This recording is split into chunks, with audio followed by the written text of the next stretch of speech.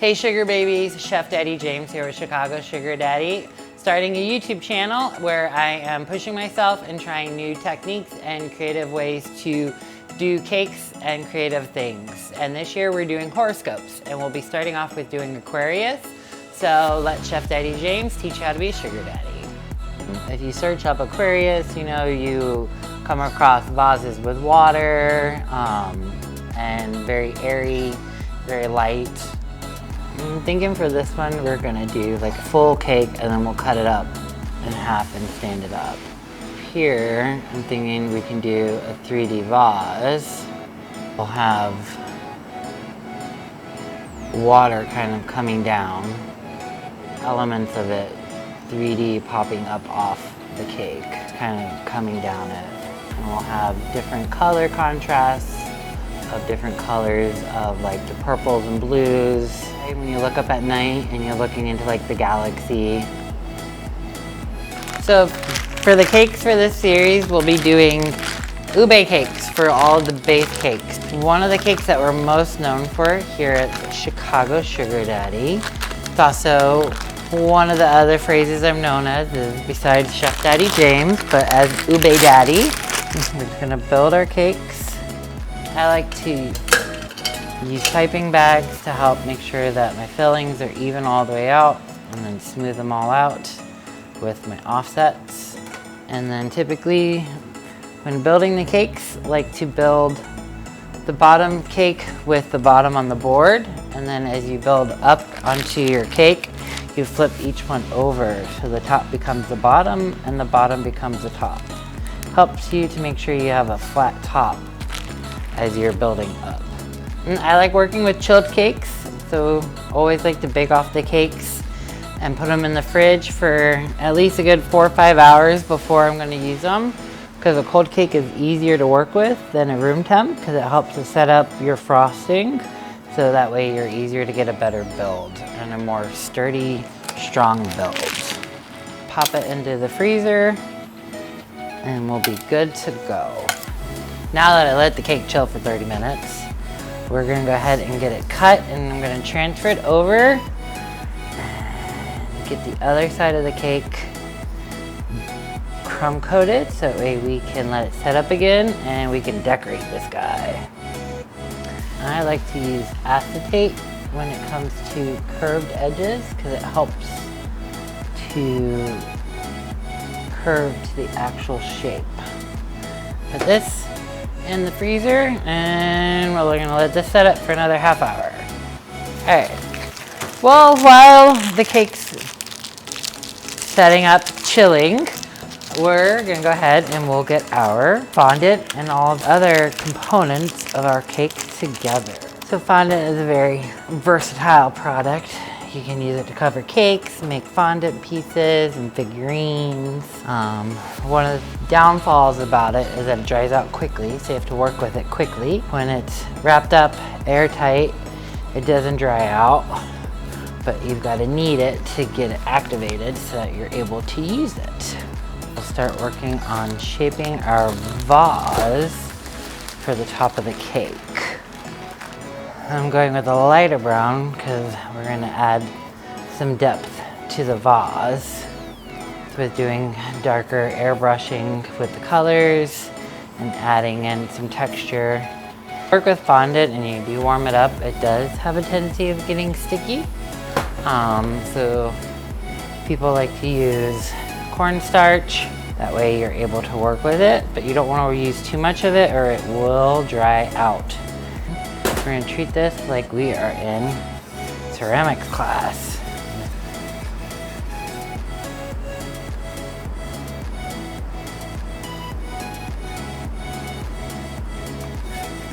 And there's our vase, and we're just going to let it kind of dry up a little bit while we go ahead and cover our cake in fondant.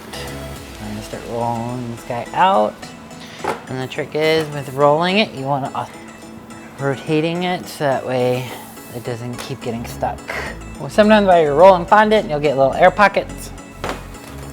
All you gotta do is find them, do a little poke, and push out that air. No thicker than 1/4 of an inch. Ideally, like 1/8 of an inch thick. Now that we've pulled our cake from the freezer, we're gonna go ahead and cover it in some fondant. Line everything up. We're gonna start smoothing out everything. So you're pushing down the fondant, pulling the fondant open and just pushing down to help get the creases out. That way you get a nice smooth look to the cake. To get a smoother look on the actual, to get the creases and the bumps out of the cake here, you will use fondant smoothers to help get a smoother look to the fondant. But I think for this one, I'm kind of gonna leave it because I think it'll help give this cake some nice texture. Since we're going for like an airy, watery kind of galaxy vibe to it, we're just gonna go ahead and cut off all of that excess fondant. I'm getting an idea of where we're gonna put our vase.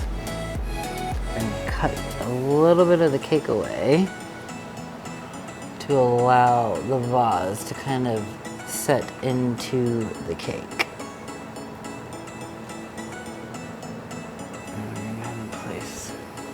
Make sure it fits the way we wanted it to. We're gonna go ahead and keep using the excess fondant here to start using it to help give us some textured waterfall. So I'm gonna take some fondant and roll it to kind of give it that feel of water coming down. Edible glue, and just having it so it looks like we've got water falling down.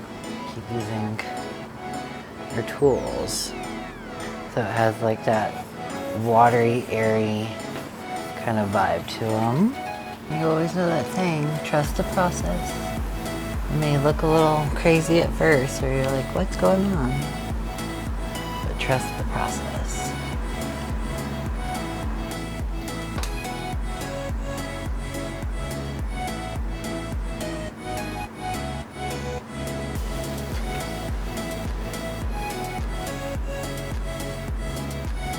Water elements to the bottom. I'm not making sure that they're perfectly symmetrical round logs. They have different thicknesses and amounts of different waves crashing up on the sides. Now that we've got our waves ready to go, we're going to go ahead and add a little bit of texture to the vase. I wanted it to dry out a little bit, just that way we could do like a little bit of kind of carving into the vase, just to kind of give it like that aged look into it. Now that we've got the cake covered, I'm gonna go ahead and airbrush it and put the final touches, and we'll be all set to go with our Aquarius cake. So I usually like to start with lighter colors when I'm doing airbrush and work towards my darker colors, then starting with darker colors and working towards lighter colors, because it's easier to put darker colors over lighter colors. Just making sure to keep the waves, the other colors away from the waves, because those I'm trying to keep more towards the pinks and purples.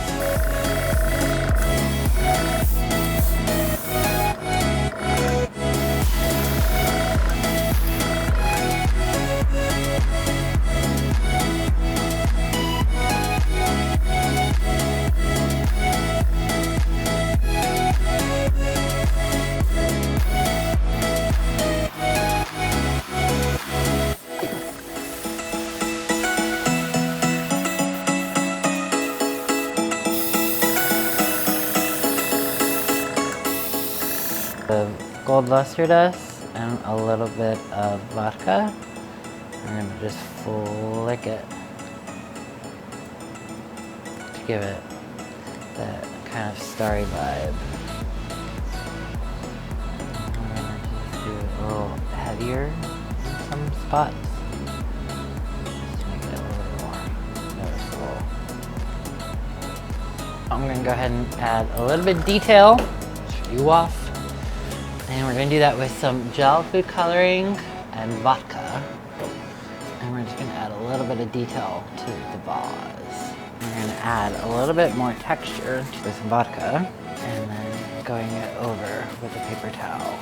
And then we're gonna do is we're gonna add some sparkle into this cake. And we're just gonna go over our water. You wanna make sure when I add the sparkle and the luster dust that I do it after the airbrush is dried so that it doesn't turn into a paint and a paste. What's actually nice is that these three powders are like different types of luster dust. One's like a little bit more sparkly, one's a little bit more powdery than the others, and one's just like powder. So they're all kind of doing different things for each. And here is the finished Sugar Baby Aquarius cake. Like and subscribe for all you Pisces sugar babies out there, because you're next. Thanks for watching.